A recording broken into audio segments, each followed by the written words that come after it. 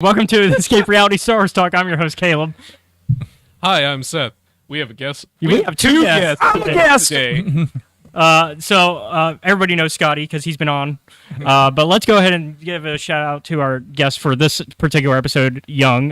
We'll let you introduce yourself and kind of let the good people know where to find you. Hi, I'm Young. You can find me at LothalYungling on the TikToks and Twitter, which I don't use.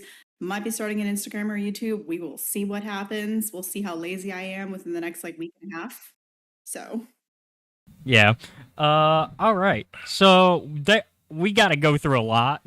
I was writing the script while finishing up filming another podcast, and I did not realize how much news is already out just from a day and a half of Celebration. Yeah, Celebration was huge.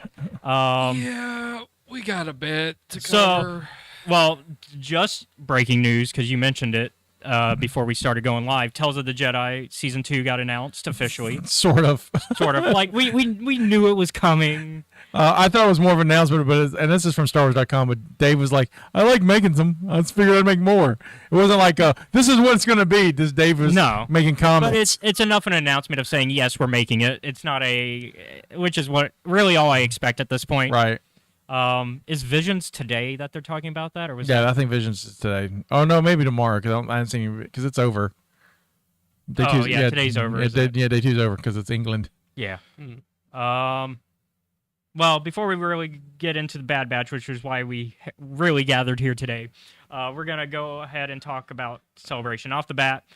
Similar to last year, the attendees got to see a teaser for the Acolyte. So similar to how they did for Ahsoka, they got to see a teaser for Acolyte. As well as we learned that Carrie Ann Moss is going to be a Jedi Master because there's a scene of her dueling Amandla Steinberg in the trailer, or in the teaser rather. What? And we got confirmation of not only is Buryaga coming back from the High Republic books. wait, are you kidding me? Yeah. Are you fucking kidding me? Wait, is this Caleb, this is confirmed. Buryaga is being played. Is this confirmation that Burry is in fact alive? Spoilers Yes. For the Republic? Yeah. No, hold on. This is the journey he wants to talk about too. Hold on.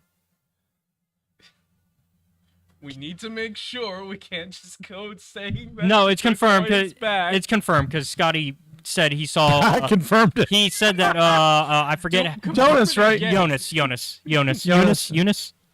The guy who's I don't want my hopes to be up. He said Eunice, and, like, the guy who wears the Chewbacca suit in the sequels. He's playing Buryaga. Again, no body on a burning pyre or an absolute explosion, that they are not dead. I'm just saying. So wait, so this is after. This is after. Have to be. Saying that. Yep. So they need to explain how Buryaga. Yeah, because Phase 2 is all before Phase 1. So Phase 2 is a prequel set, and then Phase 3 is going to be I actually do have discussions about because they announced the books as well, so we'll get into that when we get to High Republic talk. Maybe Buryaga's just been in the ICU recovering for like 10 years. But we know, this is 50 years before the Phantom Menace, so this is a few good chunk of years after the books. Oh yeah, 10 Only years 50? to get. I thought it was a way ass longer time. No, so Acolyte is 50 years before. The rest of the books are way before. That's what I thought. So wait. So we're jumping way This ahead. is old Burry then. Yeah. So Burry is old now. Okay. And then we Sorry, I also have to step out yeah. for like just a second. I can let my dog inside. No, She's you're taking fine. me eyes. Give me 1 second. You're fine. Okay. Yeah. But we can discuss your stuff and get the confirmation. I'm working on it. I'm trying to figure out how to spell his name. It's Joonas, I think, because I think it looks like Jonas, but it's Eunice. Eunice. But yeah, there's stuff to talk about because I got the list of books for the High Republic, and there's some talk about Buryaga in some of it. Okay. In the descriptions. In the descriptions? Yeah, we'll talk about it when we get there. No, sorry. Okay, so it is not confirmed. No. He is playing. Big news! I'm playing Wookiee Jedi Kalnaka. Okay, so it's a new Wookiee Jedi. Yeah, and so. I was going to say because I was about to say isn't High Republic like thousands of years before? It's only it's only 200 or so. Okay. Yeah, because otherwise Yoda wouldn't even be around. So yeah, so sorry. Well, not like thousands, but like it's Kelnacca, Kelnacca. Okay, so it's a new character. Well, in terms of okay. Well, here's the actual piece of news, though. Dare you get my hopes up? That was him. Where the hell did you get Burry from, my friend? Like, that is no. Okay, so I don't read the books. So I'm a bad Star Wars fan, and I'm also like, if it doesn't move on a screen, why would I care? But is Buryaga good or not? But we're deader than disco. I'm just but I just remember the Akka part of the name, and I was like, you heard Yaga, and I was like, close enough. That's but it is a Wookiee Jedi. So on the other hand, though, we do have confirmation, and this is coming from the showrunner. Okay, Vernestra Rowe is going to be in the show. There's pictures of her too, played by Rebecca Henderson, and yeah, there's a picture. Actually, I'm gonna pull it up. You're right there. Uh-oh. Keeps blacking out on us when I try to. No. You're not okay. Oh, where did I put because that? now I'm back in the hell of yeah, he's upset about Buryaga. Alive or not? He's a bit... But again, no body, and Belle still has a feeling that he's alive. He's alive. I don't give a fuck what anybody says. Burry is alive. There's four spirits around. Come on. Belle doesn't give a fuck when they try to stop him. Trying to see how I can share the image on here as well. But it will be interesting to see Vernestra. Yeah, Vernestra is confirmed. That one, which is interesting because I did not know Mary Allens could live that long. Because that is a long time for a Mary Allen. Man, they live as long as a writer needs them to live. Yeah. Let me see if I can screen share. Because she's like... Just throw them in the back to tank. 16, freeze them with carbonite. You got to... 15, 16 at the time of the stories. Yeah. Here's Vernestra. So this is Vernestra as seen in the panel. It's very, very different look for Vernestra. But I'm excited, and I hope we get light. We now have the light whip in live action, because that's her main weapon of choice. Granny Vernestra. Granny Vernestra. She'd have to be like... She's not putting up with these Sith. Up to here with this nonsense. She's like, I've gone through Space Vikings, and now I'm gonna have to deal with Sith. To talk about my show for a minute. Yeah. This is what Justina must feel like. Oh yeah. I have no idea what we're talking about. So in no, you don't have to explain it. That's fine. I know it's Star Wars stuff. Well, I don't mind explaining even for the audience sake, because I know you guys are real excited about this. I know that the three of us who do read the books aren't the only one. Like there's audience out there who doesn't. Vernestra is a 17-year-old, 16 or 17 in the books, who becomes a Jedi Master. And so she's like the youngest master at this time. And so she goes through a lot of trauma because her master is good old our boy who dies in Fallen Star. Stellan Gios. She's dead now. Yeah, Stellan was her master. Oh, okay. This is how much I pay attention to books. I'm not gonna lie. Light of the Jedi or Path of the Jedi or whatever the first book is called. It took me about 60% of the book to understand what the actual fuck was going on. Oh yeah. And then I never really read any of the other supplemental books. I just read kind of like the three main core books. I mean, if you're going to do, found them a little. If you're going to do something, do that. I understand. Yeah, I actually had a discussion recently, a debate. I put that in heavy parentheses because this person was not debating in good faith with somebody on TikTok regarding like the High Republic, and they were like, "I read Light of the Jedi. That's the only one I read, and it was dry." I was like, "Okay, that's a fair opinion. That's a fair opinion." But then they went on to be like, "And that's why nobody else should like the High Republic." I'm like, "Hold up, that's you can like what you like. You're allowed to like what you like. You're allowed to like what you like. You're allowed to dislike what you dislike. But when you tell other people, for me personally, I've just not found a Star Wars book since like Shadows of the Empire that was like, oh, this is interesting. Yeah, and once again, fair opinion. Right? They do run a little dry. Everybody has valid thoughts, and I think it becomes invalid when you're telling people that they're not allowed to. No, they should totally be allowed to read whatever they like. I forget what the second like junior novel is. The one that's like really important but really boring. Oh, you mean I know what you're talking about? The young adult novel. Yeah. I can't remember it Is now it like either. Oh, I take that Isle of back. I like the Shadows or- Ahsoka book. Oh yeah, the Ahsoka book is good. I enjoyed the Ahsoka book. But yeah. Not why So we're here today. any thoughts on Vern appearing for those of us who know who she is, or She got a lightsaber whip. I'm all into that. Astra? Oh, okay. Again, sorry. Yeah. No, you're fine. There are You're so many fine. characters that I can't keep. Yeah, there's so many characters. Yeah, Vernestra's appearing in the show. Yeah. So, light whip Jedi. See what happens. Yeah, we'll see what happens. I'm excited. I'm already excited. Acolyte is the show that I am feral for. There's a lot of people that are like, Obi-Wan was that show for them, or Andor was that show for them. Acolyte is my. I'm. I've never heard someone describe No, they themselves as being feral for a show. I'm feral for Ahsoka. Which we're gonna get to. We're gonna get to. I'm feral for Ahsoka, and not for the reasons you think. I mean, Caleb knows why I'm feral for Ahsoka. It's Hera. It's Rebels. It's Rebels. It's Yeah. I personally, Well, we can talk about when we get there. just since I'm on the Yeah. thought track. In my personal, honest opinion, Rebels is the best Star Wars. That's my hot take. I like it better than the There's whole. a lot of people that would agree with you. I like it better than the Holy Trilogy. Keeping up with TV shows, we also got some images from Skeleton Crew, which we still only kind of know the basics, which is that it's Mandalorian era and it's about some kids. And I know Dallas Bryce Howard is directing. Yeah, I was gonna say we got a new director list that has all the directors. John Watts, obviously, because he's show running. David Lowery, the Daniels, Jake Schreier, Bryce Dallas Howard, and Lee Isaac Chung. Which will probably be the best episode. Bryce Dallas Howard is stretch the gonna. hell out of stuff. I mean, she's proven time and time So again. good. She Give her a knows what movie. she's doing. Give her a movie. I've been thinking about this, and it occurs to me that you're not using Skeleton Crew as the term. Skeleton Crew. That's the name of the show. That's the name of the show. But I think it's also a playful, because it is about a skeleton crew. They're actual skeletons. No. Yeah, Spooky, scary skeletons. It's actually a sequel to Pirates of the Caribbean, and Jude Watson is one of those skeletons from. We're also Jedi Knights.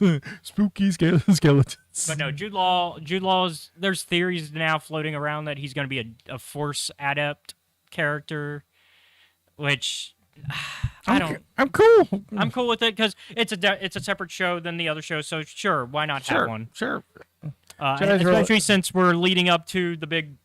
We'll talk about it, but the big movie finale of the Mandoverse, which is going to probably have some Force users. Probably so. It's Dave. Of course it will. Yeah. Speaking of Force users, Ahsoka trailer. All So, right. so let me go ahead and pop that up on here. Put it in full screen, and then we'll watch it together as a podcast family. I'm not going to be able to see it, am I? I just put it in the stream share, so you should be able to. Young, have you seen it yet? Yeah. Who hasn't?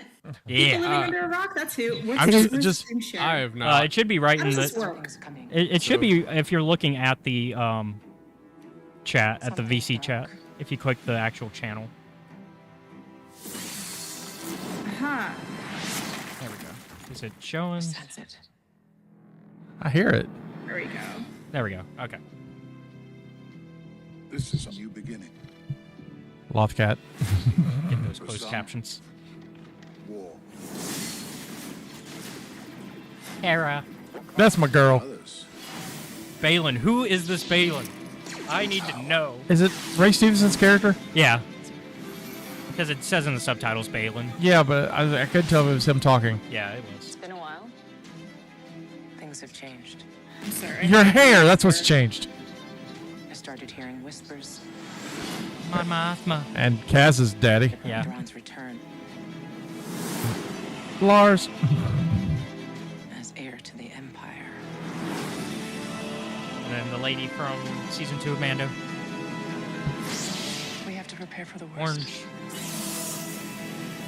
Yeah, that's in the world between worlds. That's in the world between worlds. Yeah. There aren't many left.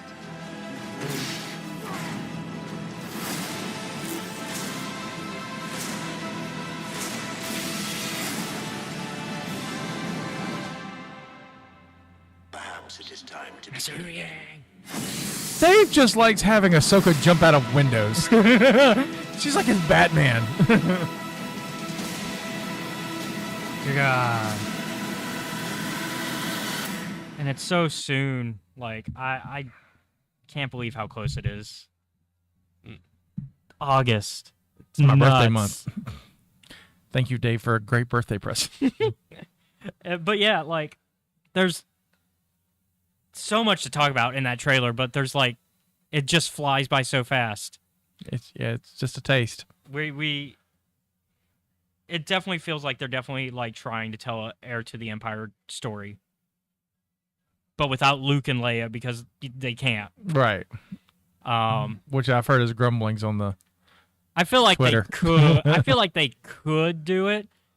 The problem is then we get into that debate again of recasting versus the fake deep fakes that they've done. Right.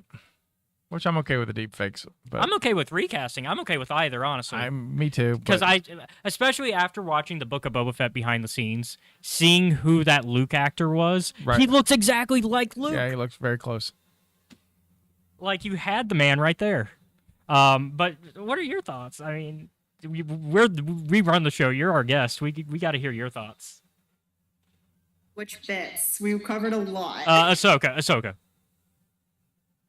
I mean, it's Rebels season 5. I know a lot of people is like, I don't want it to be that. I want it to be strictly Ahsoka's show. I think it's going to be a Rebels continuation, but through Ahsoka's lens. I just want to see Chopper and Zeb antics. I need to see that. Also, I really fucking hate the long hair on Sabine. I was talking to Victoria. Thank you. I was talking to Victoria, and she's like, she agreed with me. It's like, yeah, her ends just look super thirsty. And I'm like, girl, her hair is hay and it needs to be chopped right now. Other than that, I'm okay with it. She definitely raided Ezra's closet because she's definitely wearing like his civvies. But Yeah, it also looks it's like why his is she in season. civvies and Looks not like in his her season 3 armor? outfit. Yeah. And She was living in his apparently- tower, so Yeah, and apparently we're getting like full Purgle looks, according to the people who got to see the extended special trailer. We're getting full on motherfucking Purgles, and I'm about to spontaneously combust. I also really want live action puffer pigs. Yes, live action puffer pigs. Young, you're about to become my new best friend. It's all the Bro, things in I mean, Rebels. like I'm Rebels is my comfort show. Okay, after the finale of Bad Batch, I was already watching Rebels in season 4. I'm like, fuck that shit. I went all the way back to season 1 of Rebels, and I'm now rewatching it to try and gain some semblance of serotonin in my brain. What's your favorite episode? Oh god, I really like the Malu run because that was just hilarious to me.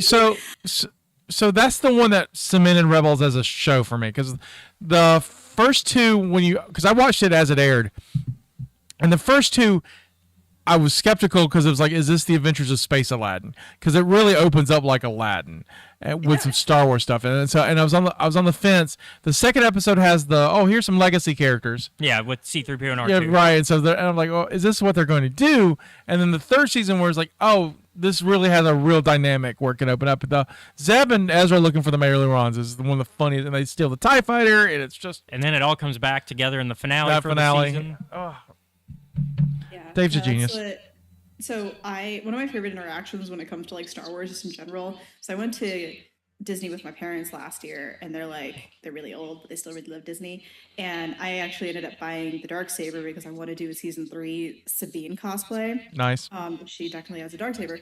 So I was showing off the Darksaber to my dad, and this woman comes off of the elevator, and her jaw just drops. And this is a woman in like mid 40s, maybe early 50s. Her jaw just dropped. So I asked if she wanted to hold it. She said yes, and we got to talking. And she's been a fan since it came out in theaters. And she's like, yeah, I remember walking in the theater, seeing A New Hope, and I thought it was the best thing in the world. And her husband and my dad are just looking at us like we're talking in tongues because it's because of Mandalorian. She started watching Clone Wars, and that's how it was for me. And then I told her that Rebels would add a lot to the Ahsoka series, and the way I pitched it to her is, yes, I know it's supposed to be more geared towards children, but the reason why I like it is because from episode 1, all of the characters are already fully fleshed out. But the beautiful thing about the show is we get to see them grow as individuals and as a family together. There's so much Force lore, and it's not centered around the Skywalker story, which I think was a good reprieve from everything that we've gotten. Because up to that point, all Star Wars was basically centered around that Skywalker. Yeah, story. even the books And by that point. when I tell people about Rebels, I say, look, the first season's really geared toward children, really much, and it's almost like at second season they realized, oh, no one's watching this on XD, we can do whatever we want, and it got a little bit more serious as it come from second. I mean, what kid show blinds one of your main characters and goes, all right, this is what happens now, and it's just like And consequences. That's so good.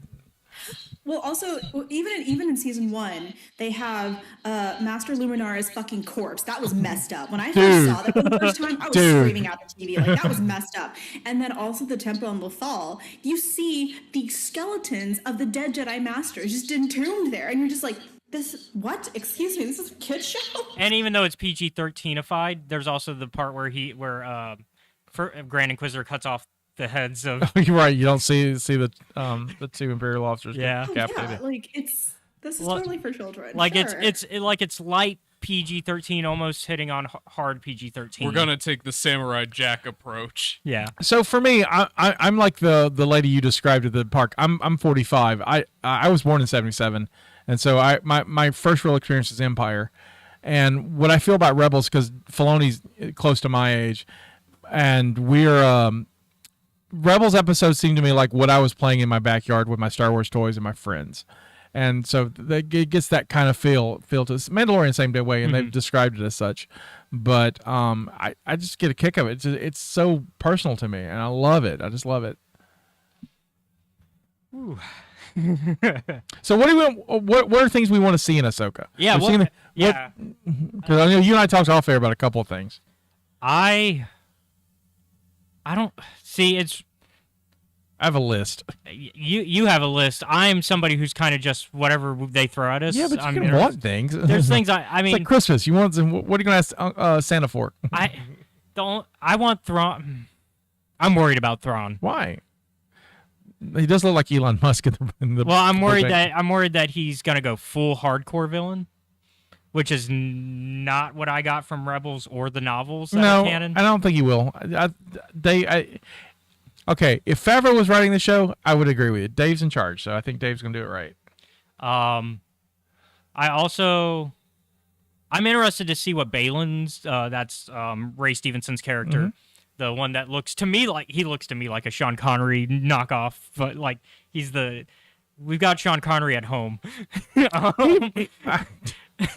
So I'm curious what his character is. He looks to me like Josh Jackson from like Dawson's Creek or Fringe, and new Fatal Attraction. Oh yeah, Pacey. Pacey, but he got like it looks like they just glue a beard on him, and it's like, you can be an adult now, Pacey.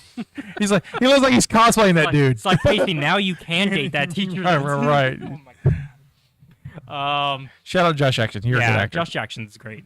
But I'm interested if they're going, because we talked about it, because it feels like they're going Heir to the Empire direction.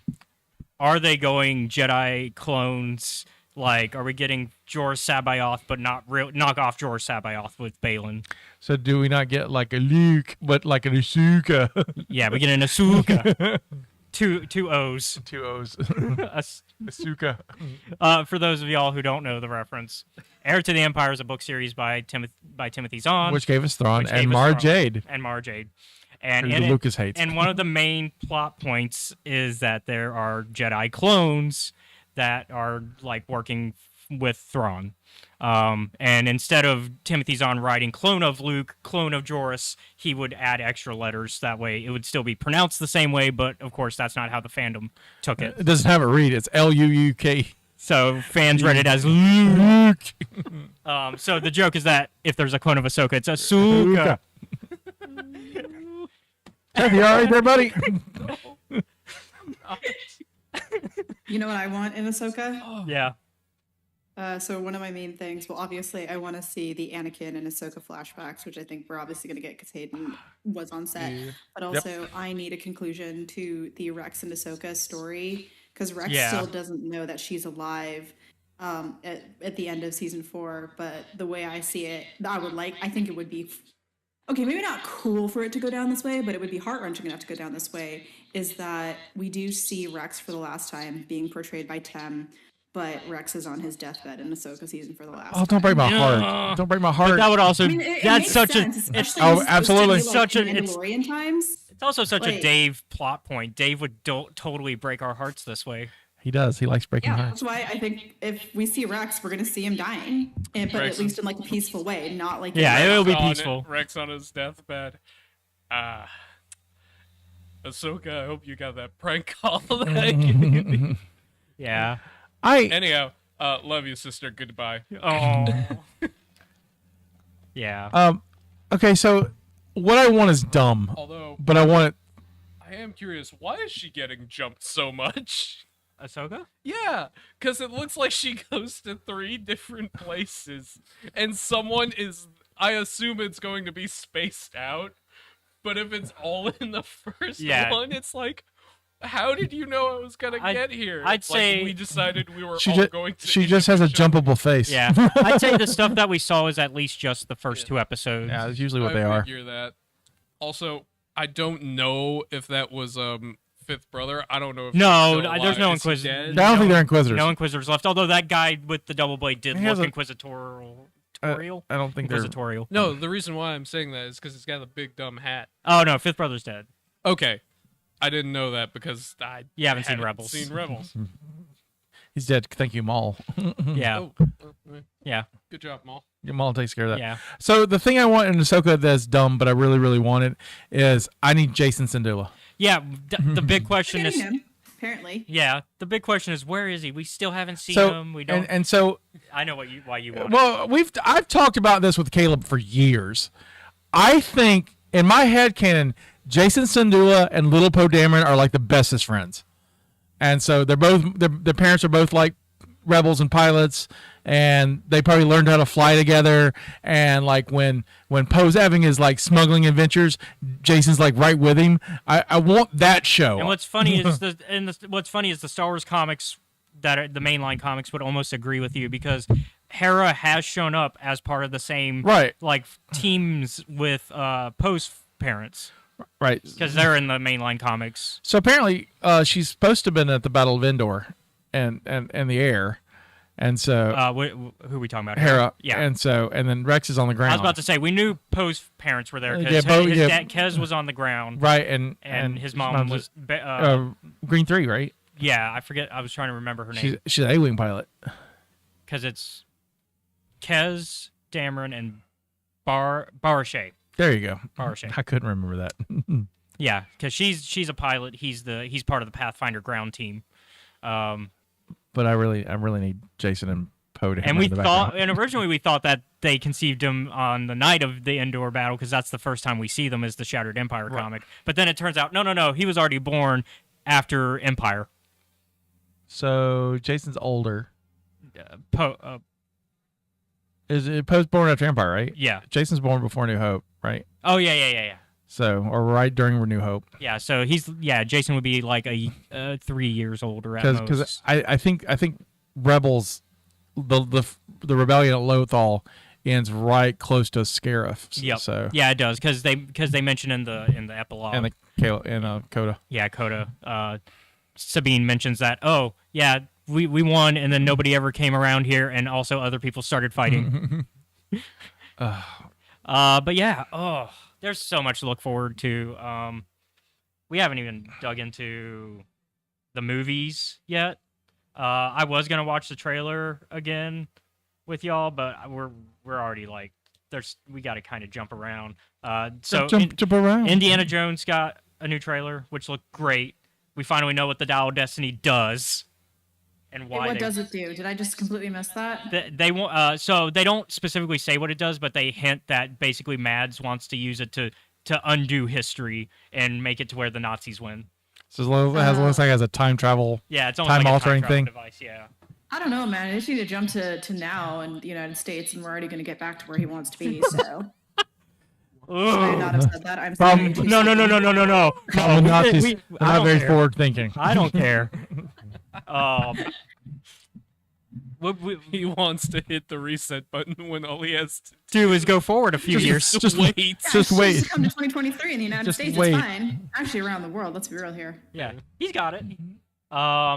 So as for the big panel, because they had the big Lucasfilm panel, because they always start with that. And of course, like they did last year, they didn't show us, which is a newer thing of not showing us the big panel. They announced 3 movies, and they announced a new timeline. Well, new. They expanded the timeline. So we now know all the eras that exist Currently. till they add more or remove or rename some. So Dawn of the Jedi is the start, which means that's been recanonized because that came from Legends. The reason that they recanonized that is because James Mangold is making a movie set in that era. About the first Jedi. Yeah, about the very first Jedi. And so I trust James Mangold. He did Logan. He's doing Indiana Jones 5. I trust him. I just Okay, want to see Jedi versus dinosaurs. That's all I want that movie to be. It's like Qui-Gon versus Jurassic Park. That's Now- all I imagine. Now, of course, that means for me, as I have to rush my tabletop game that I'm working on because that is set during the Dawn of the Jedi era, but the Legends version. So I'm like, oh, we gotta. Yeah. I gotta get Let's this be game quick going about it. before the movie comes Cause- out. Oh, you You're got on a time. timer I don't think now. they got a script yet, so Yeah. they just got a concept. Probably. And then we've got Dave's. We've talked about it. Dave's film, which is his first directorial, Set in the Mando era. set in the Mando era. It's supposed to be the big finale to everything that they've been building up to. Supposedly. I don't think they announced that part. They just announced that it's. No, it is. It's supposed to be the wrap up to Boba Is- Fett. is it wrap it up? Mandalorian Yeah, and wrap up. Ahsoka. Yep. And then lastly, we're getting a film in the New Jedi Order era, which is once again they're taking from Legends with names, but they're changing where it is on the timeline. This is a post Rise of Skywalker era. 15 years later. Yep. And so this is they have a film set during that, which is why they announced the era, and it's gonna be directed by Charmin Obaid Chinoy. I hope I didn't butcher that. Who directed a bunch of episodes of Ms. Yeah, Marvel. he helped helm Miss Marvel. Yeah. Yeah. And so I'm excited for that because I liked Miss Marvel. I think the direction was fine with that. And apparently Daisy Ridley potentially coming back. She was on stage. What do you mean potentially? They freaking brought her out. Yeah, she's dude. on stage with the coolest haircut. She had Sabine's hair when she showed up. I was like, Oh, I missed. should have been Sabine. So I missed it because I didn't see everything. I'm more of like catching up post end of things. So okay, so Daisy Ridley is official. yeah, she's official. Which Yeah, she's the Jedi Master coming back in. this goes. I'm not going to go into it on air, but this goes back into my argument with that guy on TikTok because they were like, no, people that were in the films don't like that they were in the films. I'm like, then why are they wanting to come back? Money. Well, they probably had to Yeah. beg Daisy to come back after Yeah, all she- the crap that she went through. she was They're not- gonna have yeah. to grovel to get John back because a lot of us want Finn Well- to come back. I would love him to come back, but I fully understand if John Boyega does not want to come back because Disney fucked him So over. John That's real here. John has spoken up recently and said that he would come back as long as Kathleen is involved and as long as I think he said Abrams is involved are the two that he said for sure that he wants to still be involved. Although for me, Abrams is the weird choice. Oh, that's nice. That's her on stage. That's nice. Abrams is the one that's weird for me to want back because Abrams is for me the issue. But we're not going to get into that. I would just say they will probably come back depending on the truckload of money they will pack up in there. But yeah, so that's the movie news. That was the big panel. High Republic Phase 3. They had their whole panel. They announced a short story collection called Tales of Light of Life. We already knew about that collection coming out, but now they told us the names of the short stories and some descriptions. We've got Queen's Bloom by Zoraida Cordova, which will be about Axel Greylark and his mother. Oh boy, that mess. A Closed Fist Has No Claws by Tessa Gratton, which will be about Martiro. No indication of where on the timeline. Shield of the Jedi by George Mann, which will be about Rupert's Jedi trials with Salandra Show. Lonely Traveler is Home by Daniel Jose Older, which will be Ram and Zine, and it'll be in the middle of Phase 1. After the Fall by Claudia Gray, which will be 1 week after Fallen Star. Oh God, so are we gonna get answers about Burry then? God, I hope so. We've got the So- Force. Well, we're gonna get there. Don't worry. There's one that you'll like. God, a bunch of depressed Jedi all in one place. That's gonna be amazing. So we got The Force Provides by Justina Ireland, which will be about Vernestra Rowe after the fall.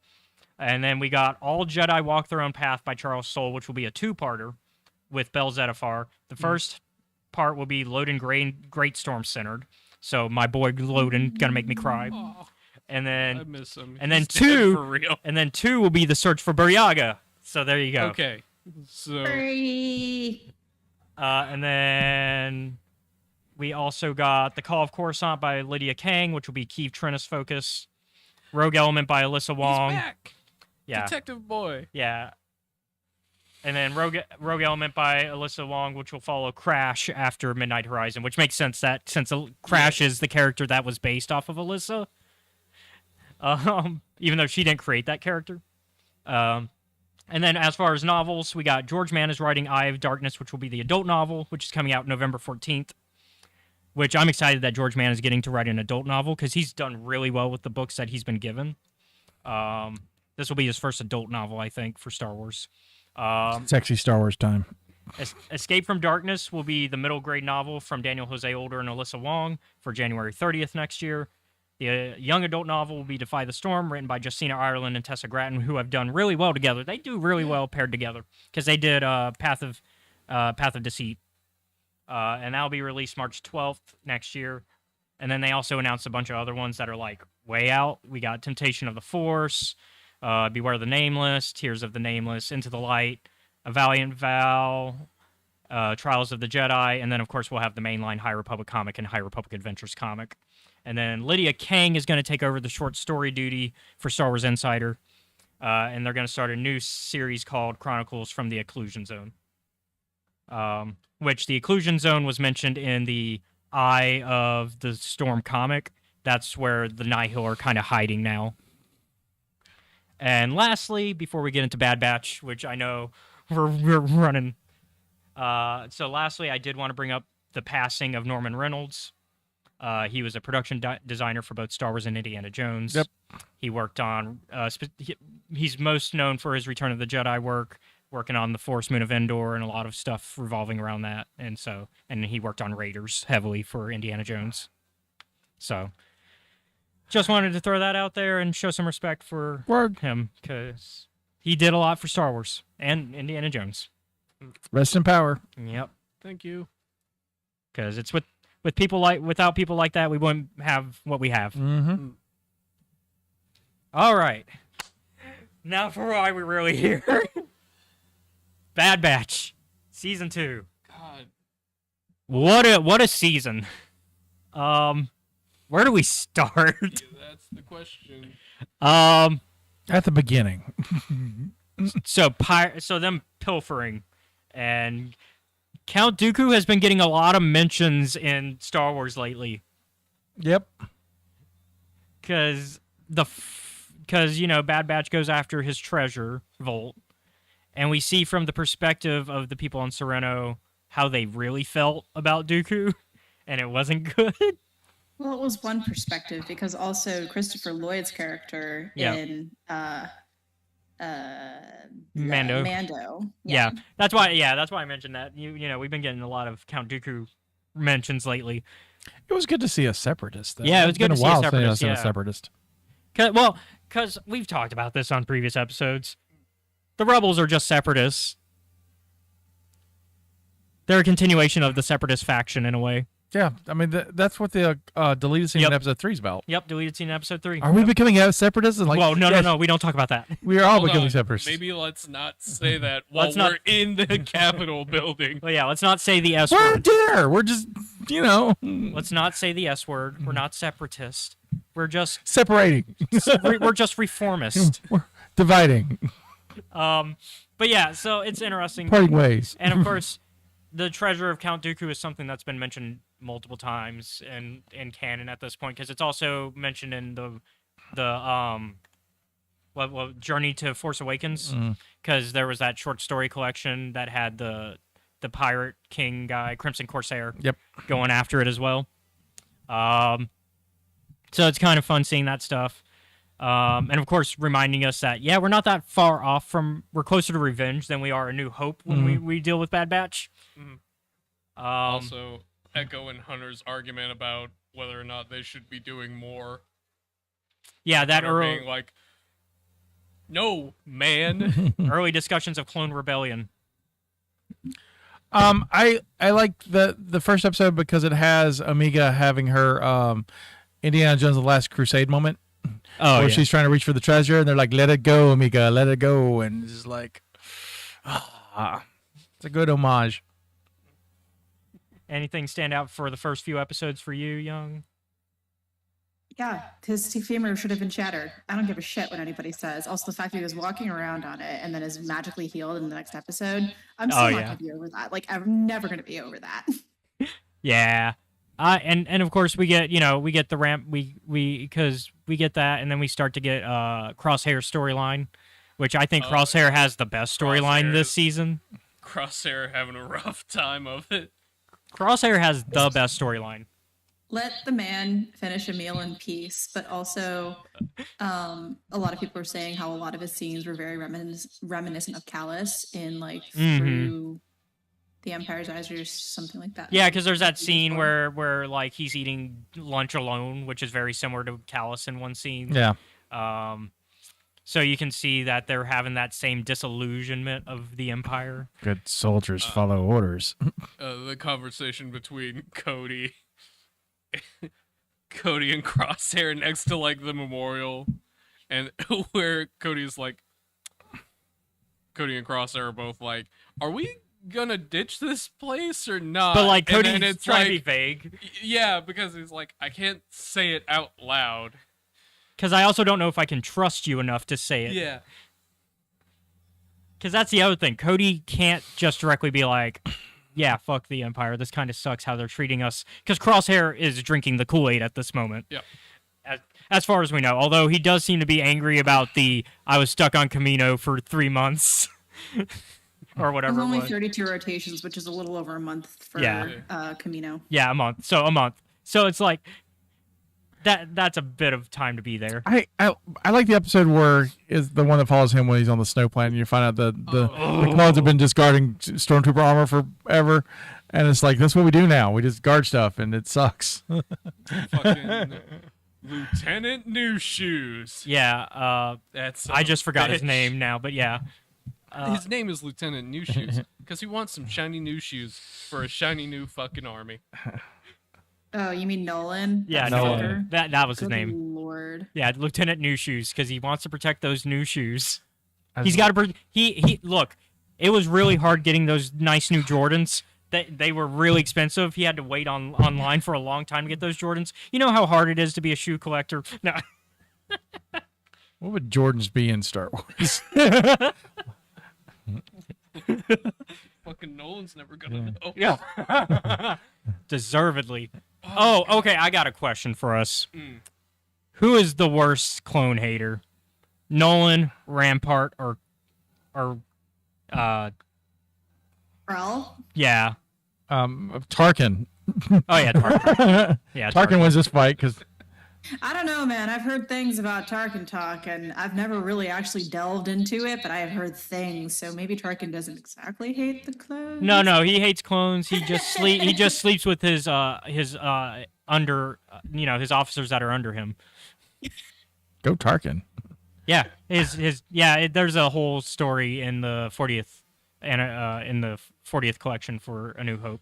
Oh my god. Where it's basically about a love story between him and one of his officers beneath him, Oh, that's and sweet. their secret communications through a mouse droid.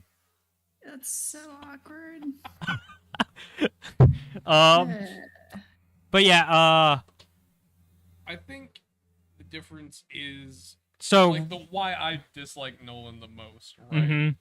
Is because he sees them as like less than useful objects as compared to the rest of the Empire. Yeah, because even Like, if we go to Clone Wars, all of them, like all of the rest of them, don't consider them people, but they understand that they have Usage. strategic value. Whereas Nolan couldn't care less. And I think that's what agitates me about him even more Yeah. than the fact that he's a fucking dick. I think, though, Rampart doesn't see them as useful either because he's like, oh, yeah, we got to get rid of them. Yeah. I think Rampart's really. I think Rampart's. He's just a stormtrooper guy. He wants the conscription. He really wants conscription, but it didn't work out for him either. So. No. I mean, does this conscription happen, but he got thrown under the bus for it. Because it needed to happen. Because this is Palpatine's. That's the best part about it when you find out it's all Palpatine's plan. Yeah, it's all part of it. And just when Palpatine, like the Emperor's not been in the Senate a long time. He just shows up, and everyone's like, "What's up, guys? Here, hey, look, stormtroopers are cool." And they're like, "Yeah, stormtroopers are cool." Yeah. See, the reason that Camino got bombed was because they were all clones that had no choice but to follow orders. Right. Whereas with recruits, they'll have a little bit more leeway. Yeah, it'd be great, and they're cheaper. I mean, they're great.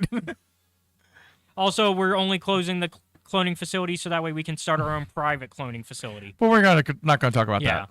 Don't worry about it. Because we got to figure out how to Until clone Palpatine me. returns. Yeah, we got to have Palpatine return somehow. Which, Yeah. I mean, they've been setting up since Mando. I mean,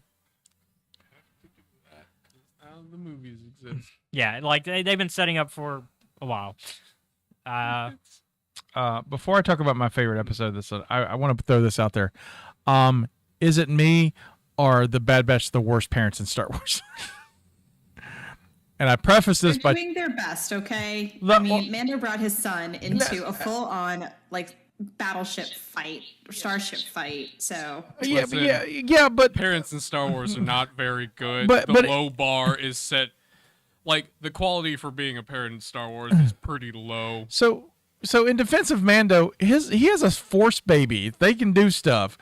Omega isn't, and so I preface this with two things. One, there's an episode where they go mining for the most dangerous thing in the universe, and they're like, "Let the 9-year-old handle it because she's tiny," and luckily she's got plot armor so she doesn't blow up. But still, maybe that's where they're like, she out of all of us, she's gonna live. Yeah. And so and then there's the great leap of faith that she had yeah, over the the next lava pit, episode, and I'm yeah. like, after that episode, I was like, I don't think she understands what fear is. I don't think that's programmed in her. I don't think she's scared of anything. Yeah, after the Oliver Twist episode, Yeah, I was just which like, is what I call it, because it's like you got basically you got Sykes running the operation of children that are mining, Right. and stealing stuff, and I was just like, this is just Oliver Twist, but but like, she makes that Star leap, Wars. and I was just like, man, this child endangerment is serious in Star Wars. But yeah, let's go around and talk about our favorite episode then. We'll start with Young, and we'll go around this way sure. and come back to me at last. I actually really liked the treasure episode. That was an ode to Indiana Jones because there were even some musical refrains that they had in there. So there is a scene in the Well of Souls where it's like a clarinet sort of refrain, and the Kiner brothers actually used a little bit of that in the episode, and it was just fun. It was fun. And then we also got to see Hunter just be grumpy and like just so short tempered and got to protect my mans. And then Pabu, and then that's where it ends. Yeah. It ends after Pabu. Nothing else happens afterwards. Yeah, Pabu. Yeah, Pabu. Like it's that joke from TikTok where they're closing the laptop Yeah. with the happy ending. They're like, "All right, Pabu." And it ends there, and they all live happily ever after. They cross her back, and Echo comes back, and they live out their days happily. And Tech and Fee are a beautiful couple. And if anybody comes after Fee, I will throw hands. Tech and Fee are our beautiful couple. Yeah. Close the laptop. They are wonderful. And I love actually, Tech and Fee. Yeah. Tech and Fee. I've become a pretty good friend with one of my mutuals, Dina, who is the only person I've seen do a Fee cosplay, and she's like just now finishing the wig, and it looks absolutely fucking amazing. Oh, that's awesome.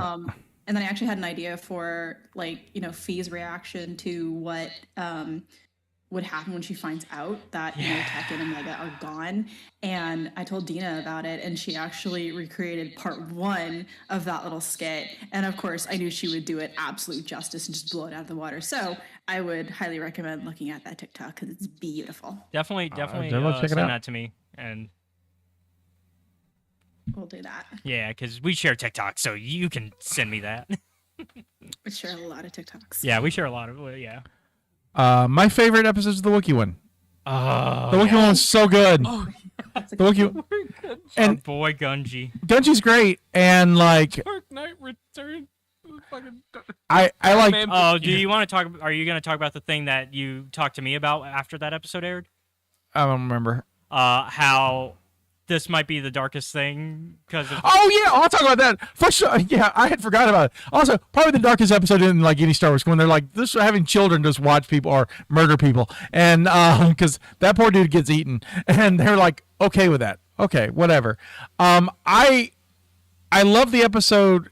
I like the action packed in it. The fire effects are beautifully animated, but what I really love about the episode is Gunji and Omega at the end, kind of talking to the tree. The spirituality. Yeah, and it's just it. and you know you guys know, she may not know, but I'm Native American, so anything that starts happening, it just warms my heart and I get real excited, and so I love the spirituality between nature, between the Wookiees and the trees, and I love how Omega is trying to honor that for her friend, and chef's kiss, I loved it. I also Yeah. like how like Hunter and Tech, they were both like, speaking of the trees, huh? All right, let's go with it. Like, you know, it was a little weird to them at first, but then there's like they fully accepted it because they understood, you know, where they were, and it was that it wasn't like quote unquote weird. It's just like, Yeah. oh, okay, Right. cool. Yep. Such a good episode. But yeah, like the way that death happens of that villain is very. It reminded me. So when I was a kid, there was a Disney film I saw in theaters, and there's a very similar death scene in that film. Tarzan? Tarzan. Yeah. Yo, that I always mentally remember that death of Clayton. Man hung himself, and it's just like, ugh. Now I'm just watching these kids let this monster eat this Yeah, man. I'm like I know he's a bad man, but still, this is murder. So, but you know, Yeah. ambiguous. One of the few times that our heroes like objectively killed somebody in Bad Batch. But it's the children, which is really like. Gunji was like, well, can't do much about this. Gunji's like, one with the Force. Yep. Circle of Life, man. Let's sing it. Oh. I was happy because there was a lot of references to the Old Republic as well, because the Kenrath come from KOTOR. Right. I also like that they reused the storyline because this was supposed to be that Clone Wars storyline with Yoda, but they reworked it because. I think it works. And I think it works a great lot. this works way. great. I really liked it. Your favorite episode? How dare you Do you need a list? put me on the spot? I got the list. You want to look at it? You can take the phone. It's not going to bite. It's gonna get you. Ah. Don't do that to me. Do you need time to think why? No, it's the Outpost for me. That's Okay, so you like the Nolan Frozen. It's a good episode. Yeah, it's a good. great It's episode. solid. I like it because it's just like this is what happens. Yeah, I mean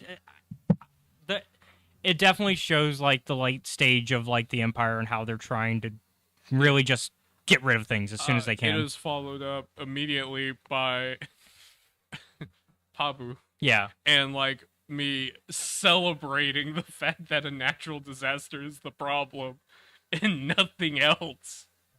yeah. Because of how completely fucked everything is in the Star Wars galaxy all the goddamn time. Yeah, Like, I discussed, like, to me, that's a bad sign. yeah. When you're celebrating a natural disaster as opposed to intentional harm caused by others. I'm like, thank God. Yeah, It's just it's just a volcano. just a storm surge. I like in that episode too when she's what is her friend's name? The little girl in there with the boat. Which I can't think of her name. Oh, Anyway, yeah. she wants to go to the boat, and Amigo asks if she can go ride the boat, and I'm like, didn't you just murder a guy 2 episodes ago? I think you're beyond asking. You can be like, I'm going to go ride the boat now. I haven't graduated to this. No, I'm still 9. I need to get permission to ride the boat, and of course the terrible fathers are like, okay, now like what boat or where are you going? Do you know how to swim? So not my Your Amiga knows how to swim. not my favorite episode, but I want to highlight it before I do my favorite episode. Hmm. The bike episode I thought was fun. I didn't like I the know bike I episode. know it's not. I know it's one that a lot of people were. You mean the racing episode? Yeah, the race. Oh, yeah. yeah. The riot racing. Because I know not everybody liked that episode, but to me, it was just a fun episode. Sure. And and as somebody who grew up playing the pod racing video games, both the N64 one and the Racer Revenge, which I think Racer Revenge is better. I want a ride racing video game. Sure. Sid, we can't go anywhere with you, can we? Yeah. Everywhere also we can't go, trust you Sid. cause a problem. We learned at the end. Everywhere we go, we get shot at when we bring you along. Also, you lie to us all the time. You take like 80% of our pay. Why are we even here with you? Because she knows your secret and will sell you out to the Empire. Wait, she did that. She did that. Yep. Oh, yeah. The thing that she's been threatening the whole time. She did. Why are we surprised? Like, Sorry. I like how even Fee tells them, like, She'll sell you out. she's gonna sell you out. Like even Fee was like, "This Pabu is a secret even from her because I do not trust her." Yep. As for my actual favorite episode, though, they're all so good. It's like picking your favorite child. Well, you better pick. You do have one. You do have one, but you can't always say it out loud. The other episodes won't get jealous because they're not real. Yeah. I honestly, it's the two-parter of the clone conspiracy because I loved being back on Coruscant and seeing the repercussions of everything. Right. And I love seeing Senator Chuchi, who we haven't seen in a while. That's his first season, right? Yeah, first season of Clone Wars. Actually, no, I think she was in season 3, maybe. She has a couple of arcs. Yeah. She has her own arc, I think, in season 2. Oh, season Maybe 2. Season 3. Okay. I know she appears at least one more time after the Pantoran stuff with the towels. Yeah, she teams up with Ahsoka for another arc. Yeah, that's right. Yep. Yep. Because there's the Pantoran where the Trade Federation steals her sister, steals the sisters. But yeah, I like seeing her come back. I like seeing like the conspiracy of what's going on with the clones and the fact that there's clone assassins now that are just like programmed purely to be assassins for Tarkin. Rex. That man's entrances, they gotta stop making it so damn sexy. Like, good lord. His Strider entrance in season 1 and then this entrance in season 2. And then I feel you. and then like getting the clone cell of the rebellion going, because like it's basically it's a part of it's one of the cells of the rebellion. Sure. It's a clone cell though, which is really interesting, and it's all in that in the Martez sisters bike garage. Right. I like Amiga's Coruscant outfit. when they're like, okay, we need someone to protect the senator. The 9-year-old can do it, but she's gonna look sharp doing it. So she's got the little poncho and just like that's Give this 9-year-old a gun and told her to Protect the senator. Official. that's what the Ahsoka. Oh, sorry. No. The Hasbro announced yesterday they're doing season 2 outfits for the Bad Batch, and that's Amiga's outfit. So that's fun. I own a toy store. That's why I know all this toy stuff.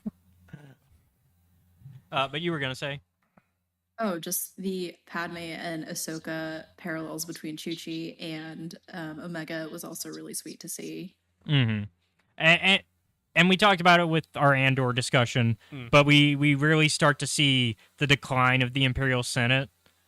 No one's in there. Yeah, Ever. like in Andor, nobody's there. Right. And then in this show, some people are there, but it's still very much empty. And like we said earlier, Palpatine's barely there. Right. Which shows that he doesn't care what happens in there. He already knows what's going to happen. His votes are going to make it through. What are they gonna do? Vote on it?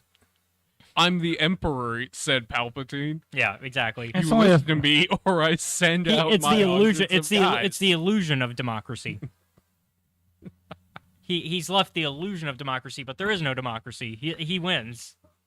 I mean, it's only 20 years before he dissolves it anyway. Yeah.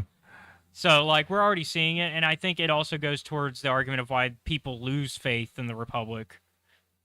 Even more so, like even people that were like, "Oh yeah, the Republic was fine," like they've already immediately have lost faith again in the Republic. Like, and it's not even been a year since the Republic fell, and so like you can tell why, because they don't have faith in their leaders in the Senate because they're not doing anything.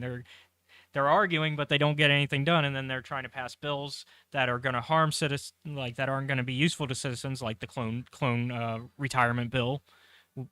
And then the people that are fighting for it, there's not enough of them fighting for better stuff because we got Bell, Mon, and Chuchi. We got 3 people out of like 48.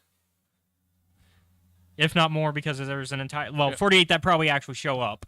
Yeah, the 48 that show up out of the thousands of planets that are probably part of the Empire at so this it's point. like, why are we still here?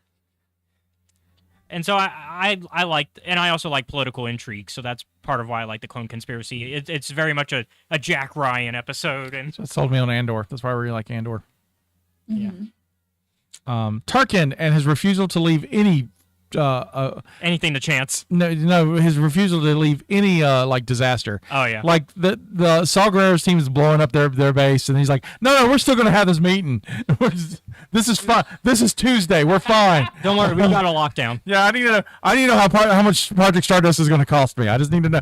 Yeah, I love that Krennic got a cameo. And it was Mendelsohn, which That was was great. cool. That was cool to see. Yeah. I was surprised Thrawn's not there for. Oh yeah, for But I guess he's not. he's not. I don't think. I think he's as- still in the Academy. This part, maybe. I think he's still in the Imperial Academy at this I point. gotta figure out where the He's timeline is. making his way through the ISB. He'll get there. Well, he's got to get through the Academy first with his boy Farmer Eli Vanto. He was one of my favorite book characters, man. Yeah, I love the way Mark Thompson reads him with that twang. I did too. I got to talk to Timothy Zahn about it. He's like, it's not how he wrote it, but he loves it. I'm like, I'm Southern. I love that at all. You know what? No, going back a couple topics. My wish list for Ahsoka, Eli Vanto. Me too. I like to see Eli. But yeah, that's my overall favorite episode. Overall this season was really good. I also Loved it. Also the treasure hunt episode with Fee, where they have like the Jedi Fallen Order statue. Yeah. Ah. Fuck that game.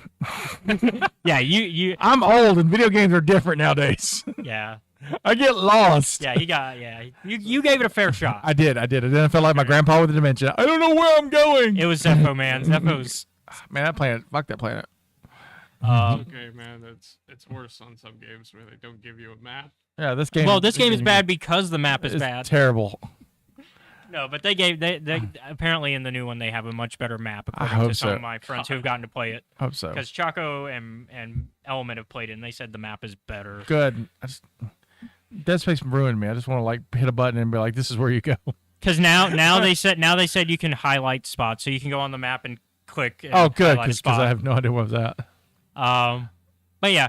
What else do we want to talk about? Emery. Oh yeah. Yeah. I mean, like, I know everyone was like, yeah, we call it. I'm so excited. And honestly, I couldn't give less of a fuck. Like, I was so traumatized. I couldn't give less of a fuck about the character, which I feel kind of bad about because I know she's going to be integral to the next season. But it's just like, I don't care. Yeah, to be honest, I was like, you explained this to me, but because of how the show works, sometimes I will be dropped into something with no clue about anything else. And when she's like, by the way, Omega, I'm your sister, I'm like, and And to be fair, even with the context, like, because you didn't watch season 1, Yeah. even with the context of season 1, this is out of nowhere. yeah, I'm like, Because she's not in season 1 until like the last episode, and she doesn't talk. She's just there. No, she says like welcome. Oh yeah. Namaste. She has like one line. Yeah. it's like, So even then, there's no context for this. A lot of people had speculated on it because there was a lot of fan theories that she's a clone because she looks like a clone, which is I thought that was a reach. I'm not gonna lie. I was like, she looks like a clone. I'm like, no, she doesn't. she looks She doesn't. She doesn't to me at all.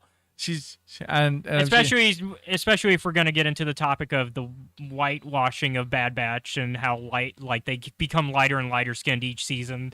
If we're gonna if we start talking about that, it makes it even worse of that argument that she looks like a clone. It's like, on what comparison? What are we comparing? However, I'm on the flip side. I'm interested to see where that's going to go. Yeah, I mean, I think it could be interesting. I mean, I like the hook. I was like, all right, cool, all right. No. Again, I'm interested, but like when the information dropped, I'm just like, Dude, you just ripped my heart out. I see. And threw me into the river that is denial. So Yeah, it's I like don't you want, care. like you're too busy having me care about Tech's death to care about this. So- on top She of is it. not dead. Oh. He is not fucking dead. Okay, I'm sorry. There's so- nobody. There's nobody. I don't care what Hemlock says. He's got Tex somewhere, or if All you right. want to make it real fucking morbid, he's got Tech's corpse. He's going to reanimate it and recondition it, and we are going to get Winter Soldier Tech. Just saying. $1 million tech. Tatooine, Falcon, Lothcat.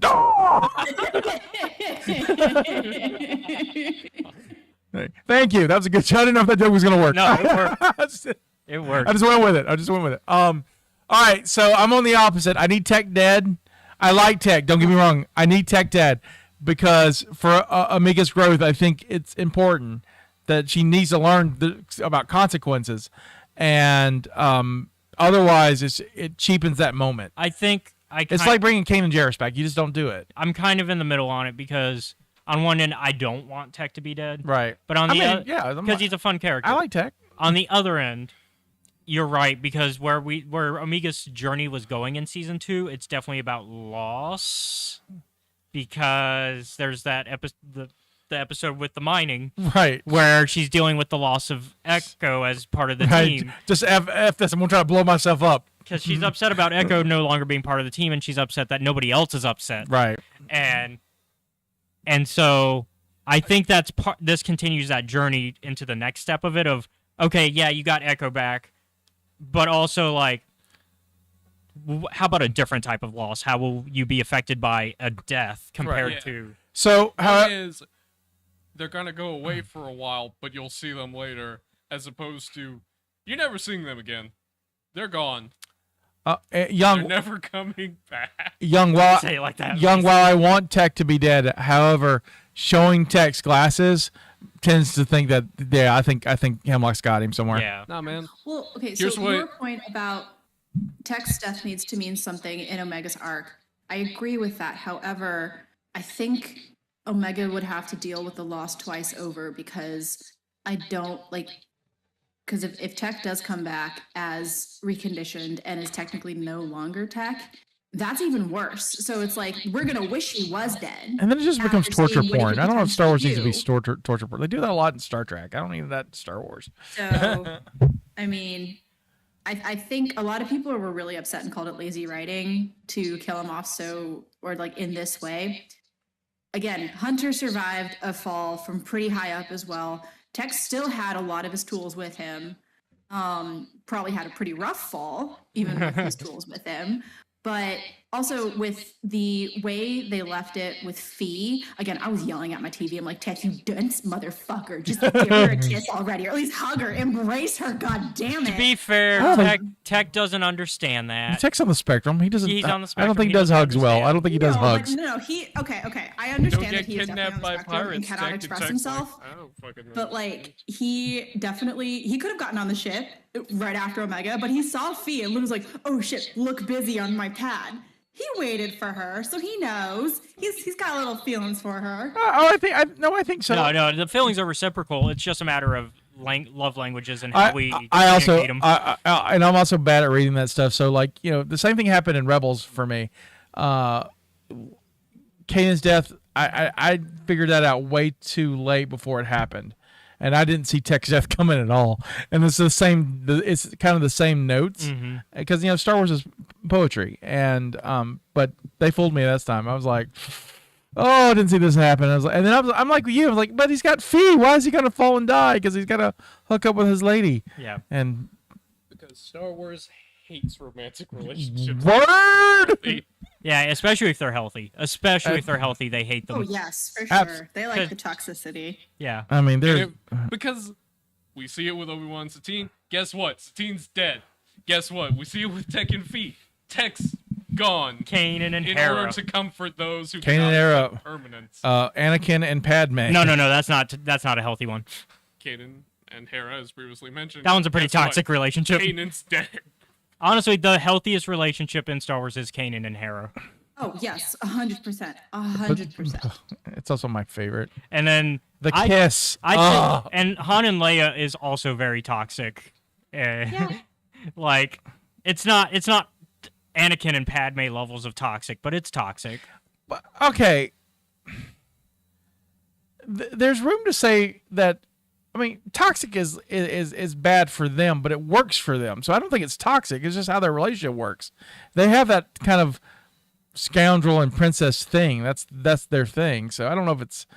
I mean, I don't think it's damaging. Tell that to Who? Tell that to what happened to their marriage. No, what happened to the marriage is Luke tried to kill their son. No, because they had already separated before that. Did they? Yeah. I thought they separated afterwards because they were like they didn't know No, what because to do. Han was busy. So in Bloodline, they explained that Han's busy. See books. Han Books are hard. Han was busy trying to be a professional pilot and like try to like basically capture the youth that he wanted. All right. And while Leia was focused on the Senate stuff and finding out that basically Hydra was within Shield the whole time. Yeah, she was trying to prove everyone that the First Order was coming. Yeah, and then unfortunately, then the news is like, hey, by the way, Leia's dad is basically Hitler. Because they revealed the Darth Vader thing on public news, which is how Kylo learns about his heritage, which is a very unfortunate way to find out your grandfather was evil. I found that out in the propaganda book. The whole yeah, no, it's even worse. It's even worse because it was one of Leia's friends that I told knew, the news that. Yeah, I knew that from the propaganda book. Fuck ransom. So hey, You know, a lot of familial issues could just be resolved with Communication. and being like, "Hey, son or daughter, whichever one happens to be here. We used to do some bad things when we were young." And part of the whole issues of the strain between Ben and his parents are they sent him off to Uncle Luke because they didn't know how to handle a Force child. Well, there's that, and also, mom's communication busy would fix all this. Yep. Mom's busy being a politician and reconstructing a new government, and Dad's off trying to relive glory days. Yeah. Running a racing circuit. Yeah. Which I guess is a step up from doing crime. Yeah, at least he's not a smuggler. He's at least not committing crimes. As far as we know. But yeah, which makes it even and then We can rig the race. and then there is that time when he was a kid that a robot tried to kill him. His nanny droid tried to kill him. So there's that. That also probably fucked Ben up. Yeah. Owen and Peru got a pretty good relationship. Yeah, last shot had that. Well, that happens. I mean, death happens. Owen and Peru has a pretty good relationship. Yeah. That's true. Oh yeah, Owen and Peru has, yeah. I think would be a healthy relationship. That's valid. They had a good relationship. That's a healthy relationship. They were ready to. They had a good run. They had a good run. They were ready to. They did what They they kicked- could in that. They beat up an Inquisitor. I mean, Right, they had a good run. Love conquers all except stormtroopers. yeah. Apparently, they can take down an Inquisitor, but not stormtroopers. They They were weren't. a lot older also. Yeah, So. they weren't. They didn't. They ran out of bullets because they actually were shooting Tuskens between then and there. Those slug throwers. Yeah. No more bullets. Damn. Trying to think of other good relationships. I've lost all the bullets for our emergency guns. Yeah, all the good relationships I know are dead. Yeah. Ezra's parents. Dead. Dead. Sabine's parents got an interesting relationship. I don't know if it's healthy, but it's interesting. Yeah. Ezra's parents. Well, yeah, I said Ezra's Yeah, parents. yeah. He said they're dead. Yeah, they're dead. But Oh, yeah. Sabine's parents were still around on Rebels, so Yeah. They have an interesting relationship. Sure, I wouldn't say completely healthy, but it's getting there. he's an artist. She's a warrior. They definitely make it they're work. trying to make it work. They make it work. At the end of the day, that's all relationships. All you gotta do is just try to make it work Try to meet in the middle somewhere. somewhere. Uh, The Rancor and the Rancor Keeper. Yeah. McKee, Relationship. McKilly? Maliki. Maliki. I was trying to remember his name. My favorite unhealthy one is Sice Noodles and Zero. Yeah. Just want to throw out Sice Noodles and Zero for fun. Salacious B. Crumb and Jabba. That's a healthy one. Sue. That's one that's still alive. Oh, yeah. Yeah, Cut and Sue. Katsu. They're alive. That's a good one. They're alive. Yeah, yeah. So we got one living healthy Oh, relationship. what's the clone that got married and had kids? Cut and Sue. That's Cut and Sue. Sorry. Thank you. Yeah, that's Cut and Thank Sue. you. Yeah, that's Cut and Sue. We were on the same page. I'm just a moron. No, you're not. Yeah, but yeah, that's Cut and Sue. Yeah. So the one living healthy relationship. Woohoo, we got one. We did it. That one, guys. Souls wins.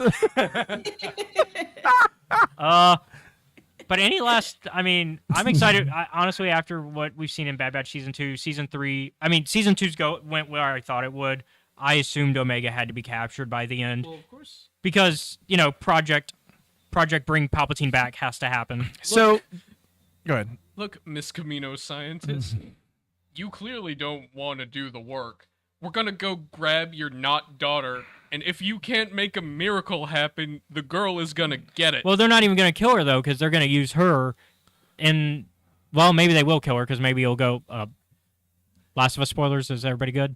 I've never seen it. You know the game, at least, though? Nope. Didn't. Oh. I'm an Xbox kid. So I cannot say then. I'm just going to say... Kisa won't let me watch it, so we've had that I'm argument. going to say go the way of the Fireflies and Ellie. That I'm keeping it vague enough. No, I am ready for Hunter to go into his Joel Hunter- Miller era. I mean, the man's already sexy as all get out, Hunter but like, is put him in his fucking Joel Miller had era. enough. Okay, me and Caleb had this discussion earlier, and I disagreed with him on this one. But do you believe Hunter has an arc? Or does people like him because he's sexy? I think, yeah, right. This is what he's like. He's like, oh, Hunter's terrible. Everyone likes him because he's sexy. I didn't mean like terrible as in like a bad character. I just don't think he has any. He's not had a story since season 1, and they kind of what was going on with that. I think he has a story. He's the guy who wants to come out, but he can't. They won't let him because I think he gets the pretty pass. What do you think? Okay, so we're getting into this. All right, yeah. I love it. Buckle up, And gentlemen. you know, Yes, ma'am. I'm buckled up.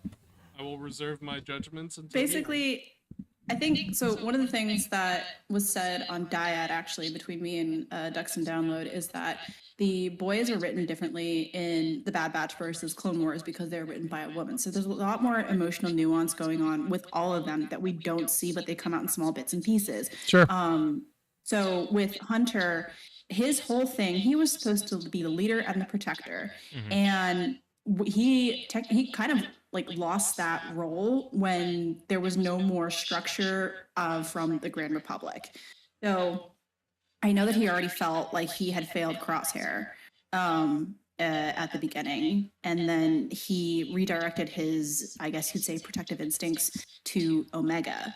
And then, so that is his default setting, is to be the protector. And in his grief of losing Tech, instead of going after Crosshair, and I know a lot of people are like, he didn't finish the mission. If you think about it, the mission at the summit was to just collect intel. Yep. Right. They did not finish that mission, and they had really no backup plan to just in case this part of the mission failed, because this was the first time they have failed. Well, not the first time, because they kind of failed the Sereno mission, but they had before this had 100% success rate. So they never really needed, quote unquote, like an actual plan B. They were able to adapt with other plans, but for this, they didn't have plan B. So the people who are saying that he should have gone after Crosshair and it was out of character for him to not to, no, it was so in character for him to honor Tech in his own way by protecting Omega, by I agree. settling down on Pabu. And now he has failed. Once again, he has failed Crosshair. He has failed Tech. And now he's failed the one thing that he would do anything for. And now he's going to burn the galaxy, and I am all for it. So I think he is going to have an arc. Oh, And yeah, it's I think how it's- far is Hunter going to go? What is he going to go full Joe Miller? Personally, I actually kind of want to see that, because all like soldier morals and whatnot out the window, gone. He's able to his ability to rationalize in a way that is like quote unquote morally good, out the window. Any rationalization that he has will be solely to get Omega back and to protect her. So he does have an arc. How they're going to handle that, I'm not entirely sure. But his emotional nuance was definitely not shown on screen during season 2, because they obviously focused on Tech and Echo. Just like with Wrecker, a lot of his emotional nuance was really in very subtle like portions throughout the entire season. I want a more Wrecker-centered character growth, in my opinion, as well. But yes, Hunter is pretty, but he has so much more to him, and also he's also another stoic character. Yeah. See, And I so for mean, him to 100% agree. With the minus that I think his arc is a little stronger in 2 though, because especially at the what's it, the episode where they're on the planet, the one you Are you talking about which? the one with the natural disaster. Oh, Pabu. Yeah. Pabu. It's like, I mean, there's a point where he's like, look, we can have peace.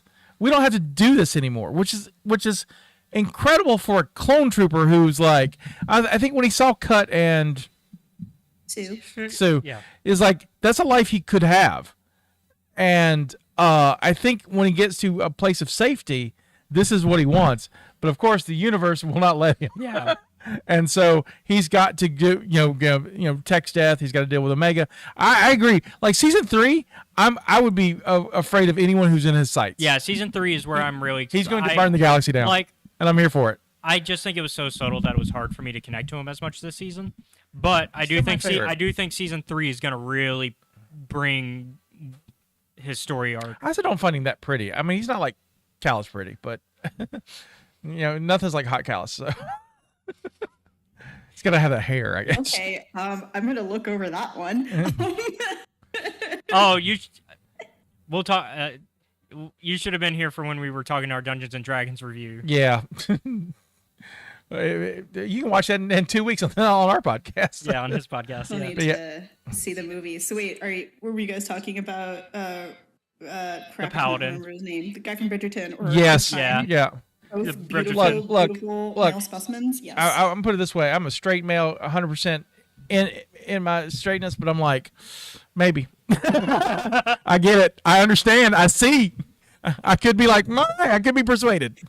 He's a hot fella. I mean, he put all his points in charisma. Right, he did, and I'm like, I'm in for it. I'm here for it. So, same way with Agent Callus. I understand. I get it. I But with understand. Hunter, it's also the voice. Oh, I don't yeah, know, but yeah. something about the voice, man. The only thing that throws me off that he looks too much like Rambo. The bandana throws me off.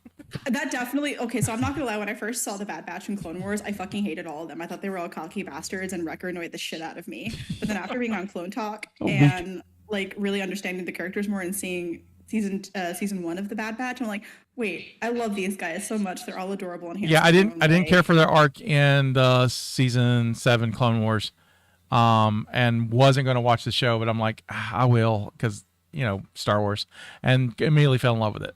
So Yeah, that's kind of where I was at. But like also like Hunter made me think like, do I have a knife kink? And then Loki just confirmed it. Like, God damn it. we don't kink shame here. Yeah, we don't. But I think I mean, I don't know. You may. I just took over your show. It's like we don't kink No, shame. no. You We don't. We you don't. totally could- You're allowed to. I was gonna say I think we I think that's On our show, we don't. so we've been at this for a minute, so I think we can call it. I enjoyed Bad Batch. I enjoy all Star Wars, so I mean, you joke that I'm super positive. So. You like everything. So I'm excited for season 3. I am too. I want to see where they go. Coming back. I want to see where they go with the storyline. I like the fact that Mount Tantus is the location of the cloning facility. Yep. Another throw to Heir to the Empire storyline with the Ahsoka stuff and all that. That's another throw. They to know what that. they're doing. They know what they're doing. Yep. I hope they give Timothy Zahn another book to write, because I know they're going to cut him a check. But that's why I think they he. cut I think he has another. I think I've heard rumors. That's how they cut him checks. They don't cut him checks for the stuff. They cut him checks for throwing him books. Yeah, because that's the new. That's the new deal.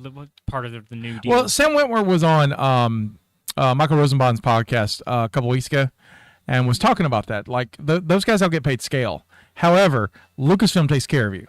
It's a thing. So he got to record his album at LucasArts, and then like there was that Brisk Tea commercial with Darth Maul. Oh yeah. And they're like, yo, they say that we want who we want in there. And it was like the biggest payday he'd had in years. Yeah. For just doing that commercial. So yeah, he's like, yeah, Lucasfilm's the greatest people to work for. Yeah, You because don't get paid a lot up front, but it's worth it. you and I talked to a specific Star Wars author from Legends, and I remember how upset he was about how the new deal works. Right. which is unfortunate because I do like his books. Sure. And it's unfortunate that he probably will not ever want to come back. Probably. But on a positive note, we got so much to look forward to. It's been a good year. Yeah, it's going to be a great year, and next year is going to be great too. And we're not even done seeing what's coming out because Celebration has one more day tomorrow. 2 more days. 2 more days. We 2 have more Sunday days. and Monday. Sunday and Monday. You're right. So we got 2 more days of awesome things to hear about. We unfortunately will not get to report on them because we only do the podcast once a week. But Report on the rest next week. yeah, we'll report on the next. Yeah, just Yeah. halfway through. Yeah, Can I suggest something? yeah, When Ahsoka's first episode come out, can we all get back together? yeah. We'll get back Because together. Young, you're fun. So I'd love Oh, to. thanks. We'll I have to- appreciate that. we'll have to work the schedule I will have out. to watch it by myself first because I become very unhinged when I watch shows to the point where I am surprised. Actually, my neighbors at my old place did not call the cops on me for the amount that I was screaming. I'm with you. I'm with you. I'm with you. during, like Book of Boba Fett and whatnot. I feel you. Oh man. But yeah, we'll try to set something up. Well, let's pencil it in. Let's just we'll pencil it in. It's months away. We can Yeah, schedule. it's August. We just know August. We don't know August. I hope it's my birthday. when. Be That would dope. be amazing. And actually, an episode of Kenobi came out on my birthday. Oh, It's a lucky. great birthday, but I'm just like, I'm crying and I don't appreciate it. Let's see. When does my birthday fall this year? If it's a Wednesday, it's a good chance. Yeah. Mm-hmm.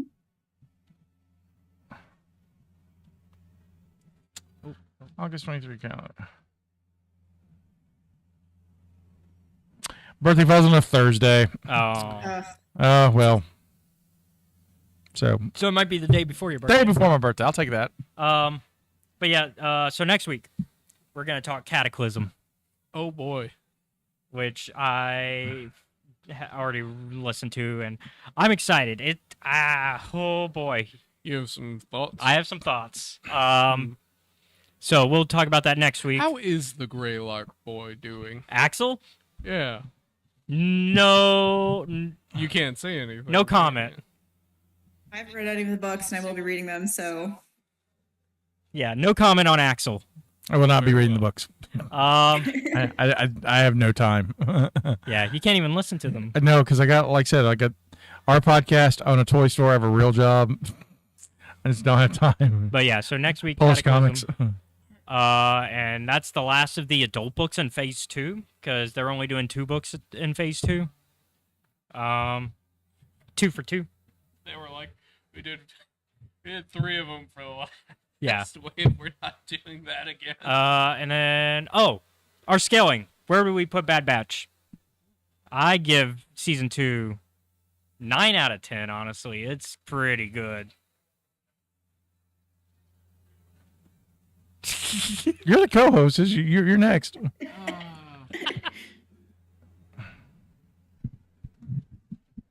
I'll give it an 8 out of 10 because I'm not sure how That's we fair. got here. That's fair. 7 out of 10 for me. We're just gonna go lower. It's good. It's I not feel like Young's gonna be up with me though. It's good. It's not Rebels good. I was gonna say like 9 out of 10 because one, I just really enjoy the Bad Batch, and also my husband is in it. But it's also like minus a point for the absolute emotional whiplash and damage. And again, Jennifer Corbett, I'm Yep. living in your walls until you come back to us. Absolutely. Jennifer Corbett is, yeah. Oh no, she's doing so well, but it's just like you needed to be better than your predecessor, Filoni, with this emotional turmoil and damage. Ma'am, you're not supposed to go even further and surpass the masters, ma'am. Yeah. Well, no, that's what she should do because that's what Filoni did for George. They should. Yeah. Padawan should get better. Yeah. Keep killing us and making us so emotionally involved. does that we're make never the same me- again. Quit. But we love it. Don't you Yeah. know we love it? It makes me want Jennifer to do other projects too and see what they would give her. Well, I think she's gonna get bumping up too. So Yeah. Oh, I'm excited to see what Jennifer's going to do with her future career in writing for Star Wars and even other projects in general. Because I would be more than Absolutely. happy to Yeah, because see- you don't have to be stuck in Star Wars. Oh no, not at all. Like I would love to consume any of her other media or Yeah. content.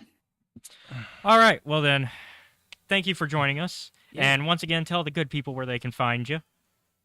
LothalYungling on the TikToks and Twitter-ish. And also I have a podcast with my good friend JComic7, who's been a Yeah, guest he's on Escape yeah, he's Alley. been here. It's called There Are More of Us on Apple and Spotify. We are definitely on a hiatus because, again, life got absolutely crazy. and I You moved. just went through big changes. Yeah, I went through like 2 moves in the Yeah. span of like a month. Yeah. So Yeah, a I lot has remember happened. I remember scheduling that. You were like, "I'm moving the week before, but can I?" And I was like, "Oh, we can do this week then." But you get yourself settled? I semi-settled. I need to figure out how I'm going to set up this particular apartment, and then I also start my new job next week. And it's actually Congratulations. really bad and funny because I actually started an old new job last month, but on the third day of that new job, I got offered this current job, and I ended up taking it. That's why I had to move twice within a month. Well, hey, as long as Hey. it's good to be wanted, though. Yeah, right? exactly. Oh man, it's a whiplash, and it also means Oh, I'm yeah. staying in hell's asshole. So Yeah. of one of the states. So just Oh, like, yeah, yeah. But yeah, and then of course, Hi, yeah. Hi, I'm Scotty. I host a podcast called the Cult Movie Cantina. You can find us on any fine podcast app. We talk about cult movies. We add an alcoholic beverage show to someone who's not seen them, and it's a kind of a funny genre. Our next upcoming film will be Dungeons and Dragons. That's in 2 weeks.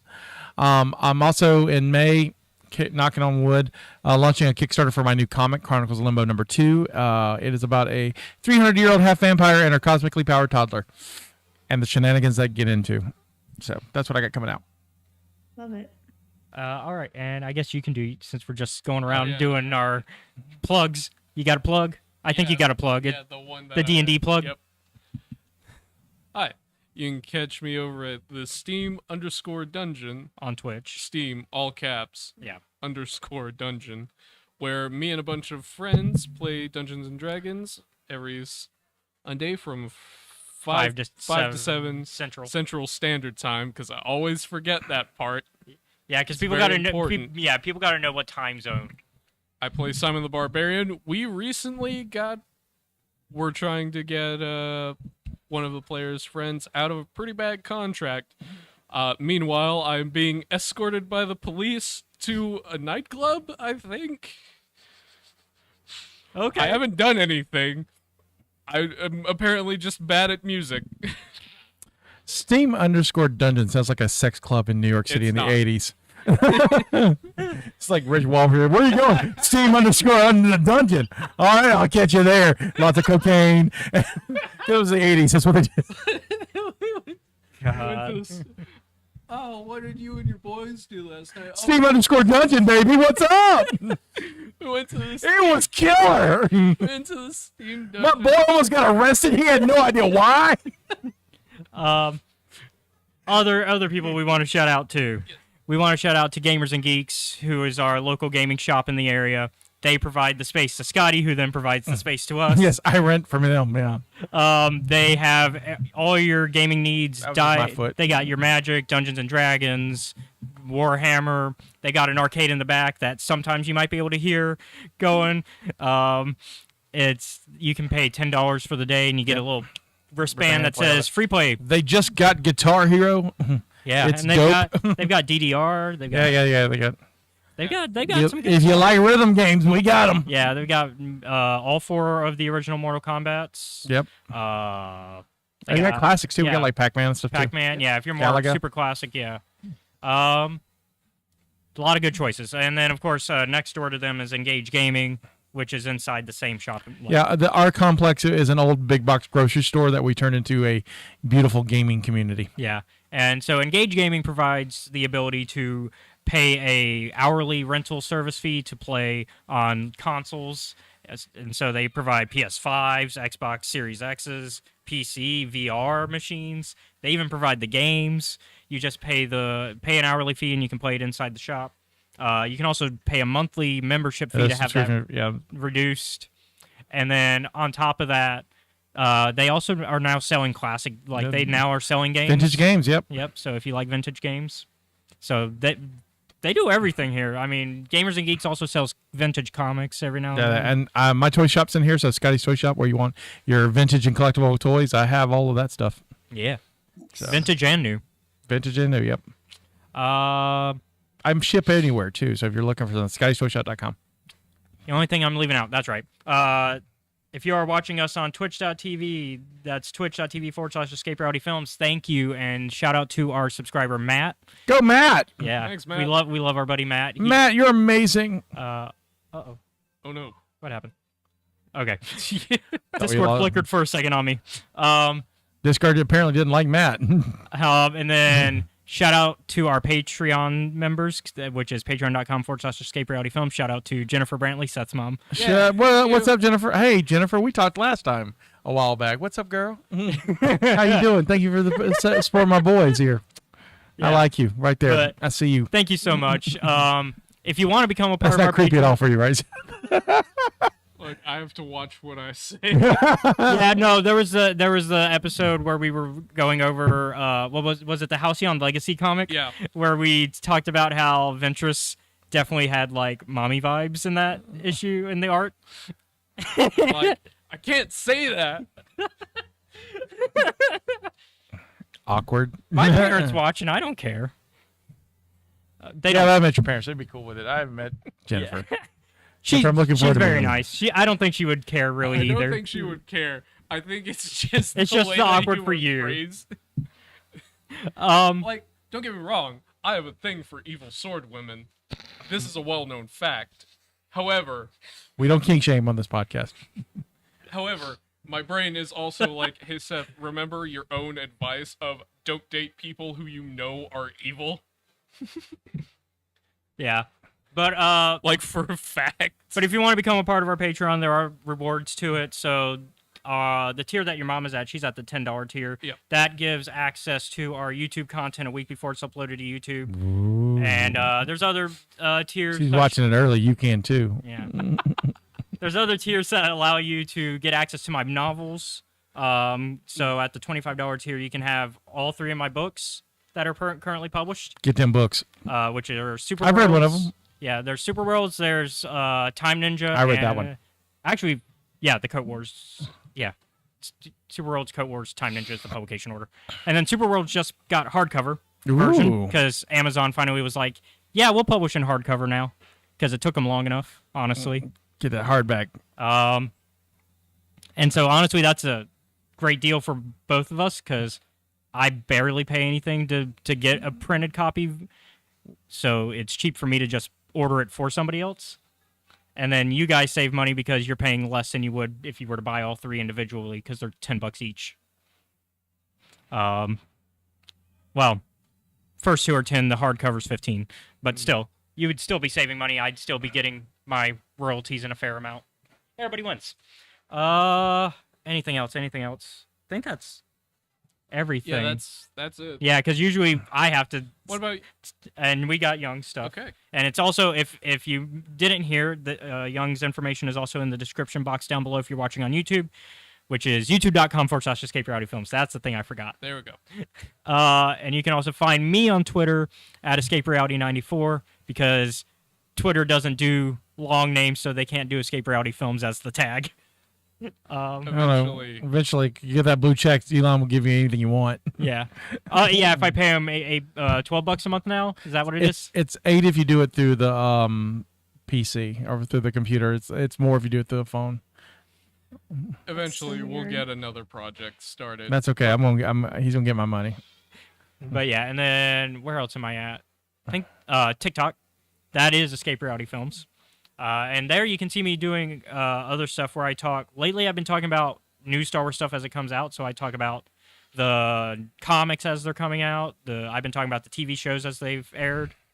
I still do book reviews as well, which I'm excited because I might be getting an arc for something. Ooh. My first physical arc. I've yet to have a physical arc. And then I've also been doing movie reviews. Yep. Like this last one I did D&D, and this week I plan to review the Mario Brothers film because I saw that yesterday. Or Thursday. Thursday.